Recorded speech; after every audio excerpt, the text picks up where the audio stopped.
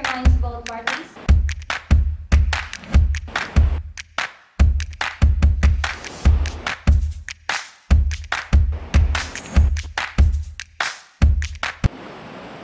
Not guilty, Your Honor.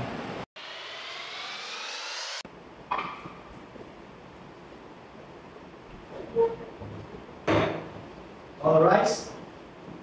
The court is now in session. Silence is hereby enjoined. The Honorable Judge Rose Ann B. Rivera, presiding. let us pray that canonical prayer. God, we stand in your holy presence as our supreme judge. We humbly beseech you to bless us and inspire us so that what we think, say, and do will be in accordance with your will. Enlighten our minds, strengthen our spirit, and fill our hearts with fraternal love, wisdom, and understanding, so that we can be effective channels of truth, justice, and peace. In our proceedings today, guide us in the path of the righteousness, and for the fulfillment of your greater glory. Amen. Please be seated. All the case. Criminal case number 2025-2317, entitled People of the Philippines versus Rami Cruz for robbery with violence, Regional Trial Court, Branch 32, City of Manila.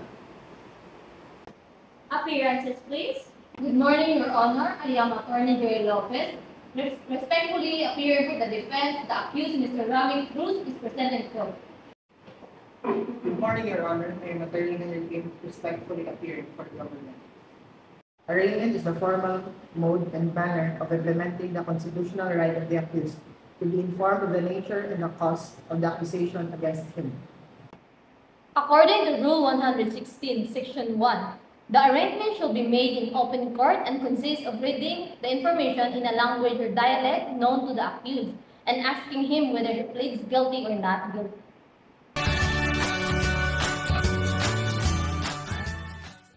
Did you know, before arraignment, the court shall inform the accused of his right to counsel, ask him if he desires to have one, and must assign a counsel the official to defend him unless the accused is allowed to defend himself in person or has employed a counsel of his choice. Clerk, please read the information. That on or about May 10, 2025, in the city of Manila, the said accused, Rami Cruz, did then and there unlawfully take personal property belonging to Gerald Santos by means of violence or intimidation to the damage and prejudice of the said offended party.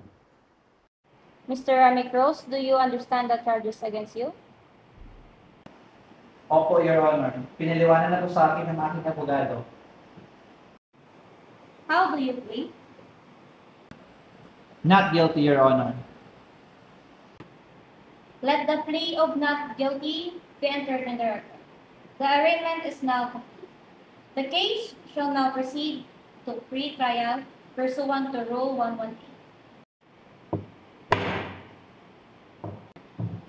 The purpose of arraignment is to protect the rights of the accused. In the landmark case, People vs. Court of Appeal, GR number 126379-2001, the Supreme Court emphasized that an arraignment without informing the accused of the exact nature of the offense violates due process. The accused must be present during the arraignment and must personally enter his plea. The private offended party shall be required to appear at the arraignment for the following purposes. Number 1 is plea bargaining. Number 2 is determination of civil liability. And number 3, other matters requiring his presence. Like a pre-trial in a civil case, which is mandatory, a pre-trial in a criminal case is also mandatory.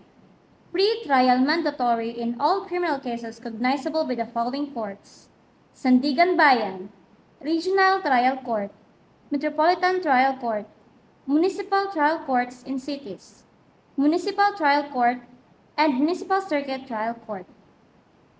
We shall now proceed to pre-trial conference under Rule 118. The purpose of pre-trial is to simplify issues considering plea bargaining, mark evidence, and promote speedy resolution of the case. Your Honor, the government is ready for the plea trial.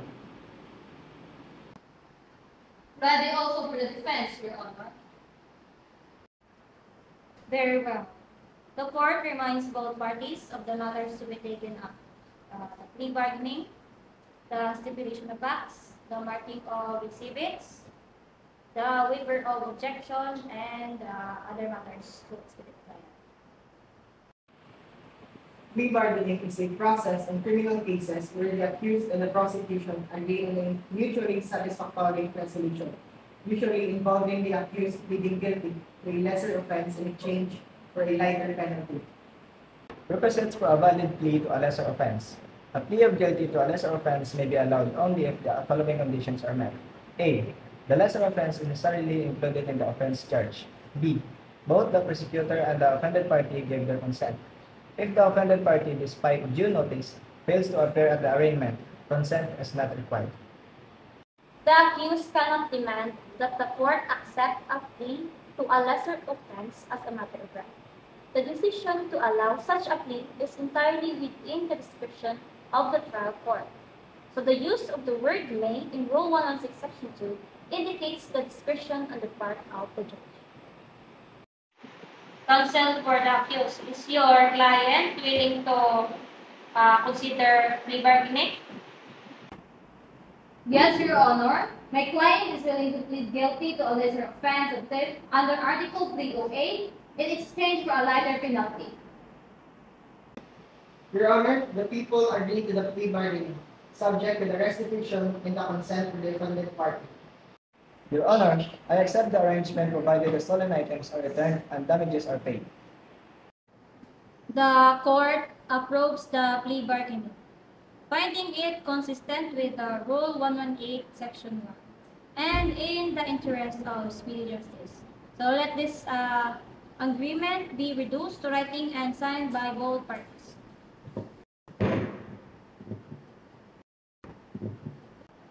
If a plea bargaining is agreed upon, the court shall issue an order to that effect, proceed to receive evidence on the civil aspect of the case, and render and promulgate judgment of conviction, including the civil liability or damages duly established. In People versus Judge Serrano, the Supreme Court stressed that pre-trial promotes judicial economy by narrowing issues and encouraging amicable settlements.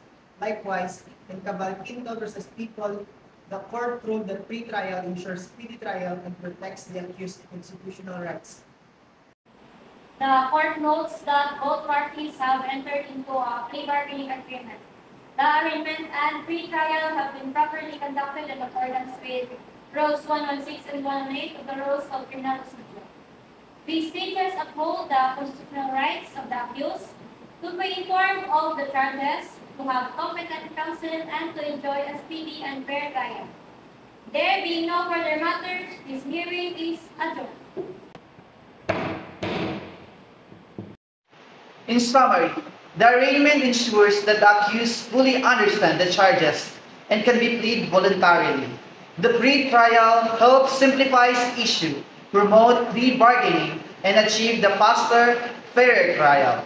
Together, these stages uphold due process in the rules of law, essential pillars in the justice in the Philippines.